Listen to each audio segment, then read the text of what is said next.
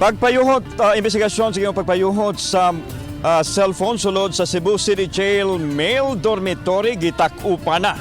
Human sa pakisusi sa Bureau of Jail Management and Penology, nasuta nga walay basihan ang aligasyon sa pagpalusot.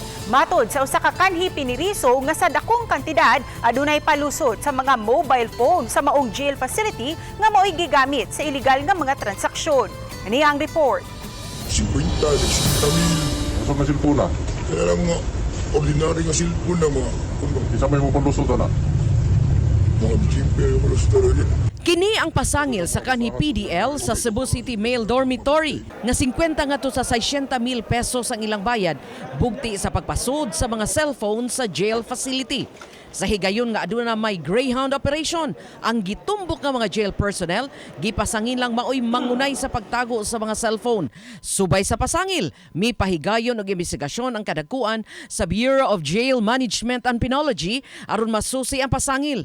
Apan gitataw ni Jail Officer 3 Blanche Bation Alinio, Information Officer sa Cebu City Jail Dormitory, nga formal nang gitakupan ang investigasyon sa BJMP.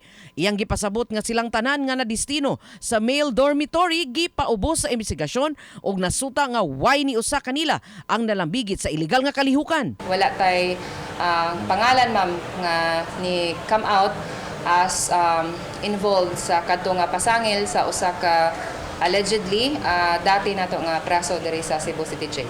Lakip sa ilang gisusi ang pasangil nga ang mga PDL mo ay kontak sa mga tigpayuhot o gidadiling drugas. Matod ni Alinio nga why ni usa gihapon ka PDL ang natumbok nga adunay koneksyon sa mga tigpayuhot o illegal drugs. So far sir, wala pa man tay nakuha na ni sir na pamatud-an kay ang atong investigation sila magid ang directly concerned nga involved dito sa ato ang PDEA and sa PNP. Uban ni Philip Patricio og Rod Prado, Chelo Valiana,